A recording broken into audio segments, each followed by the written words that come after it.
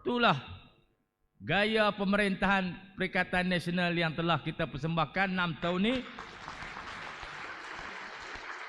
Bukan saja pelaburan masuk tertinggi dalam sejarah dalam tempoh 6 tahun ni, 183 bilion di Kedah. Oh, daripada Habang atas Pulau Pinang je tera. Hoi, Kedah pun tera hoi. Hidup kita aman.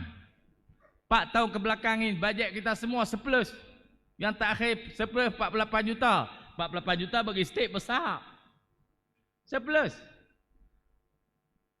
Jaga duit dengan elok, jaga orang ramai dengan elok. Sekolah pondok tak mampu kita tolong, sekolah agama tak mampu kita tolong, sekolah Cina tak mampu pun kita tolong. Kok mana kata kita resih tu? Tak betul tuan-tuan, pok ni kira nak bagi orang keliru. Tuan-tuan, orang yang mendapat habuan daripada kekeliruan orang, orang ni tak boleh jadi kerajaan. Yang boleh mengundi di Negeri Sembilan, fikir jauh sikit, fikir masa depan.